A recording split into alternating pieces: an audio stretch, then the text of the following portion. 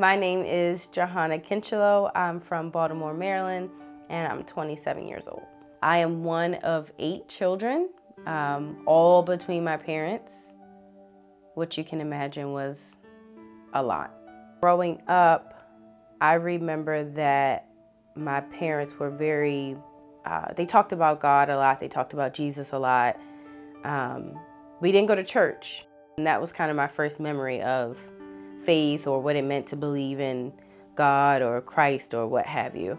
So having a strong faith, or even trying to have a faith in the first place, some type of foundation, is really difficult when you don't go to church.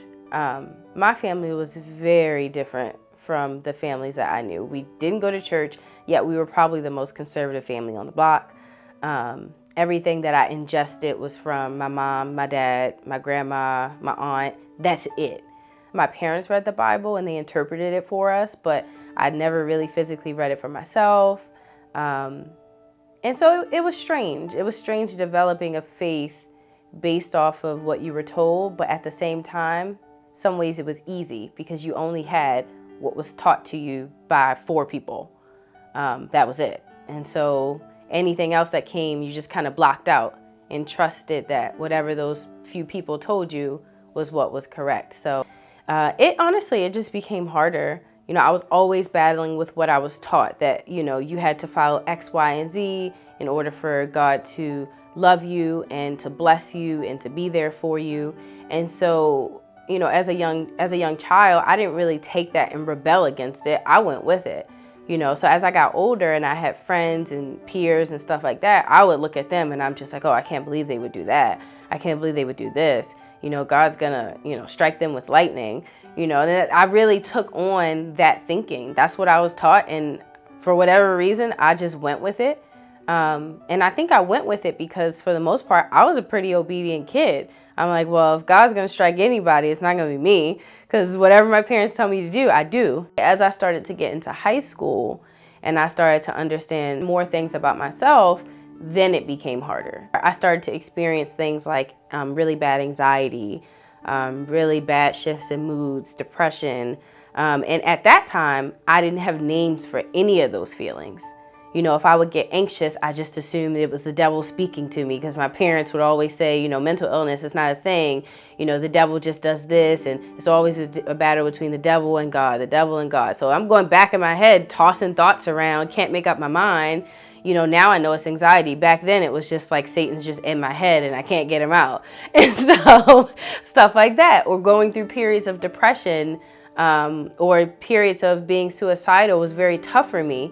I felt so isolated and I felt so down on myself, and I didn't feel worthy of being one of God's children if I could get to places like that.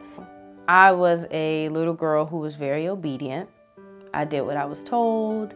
I tried my best not to make mistakes or to mess up, and if I did, I hid them very well. But I was a very miserable little girl. I wasn't happy.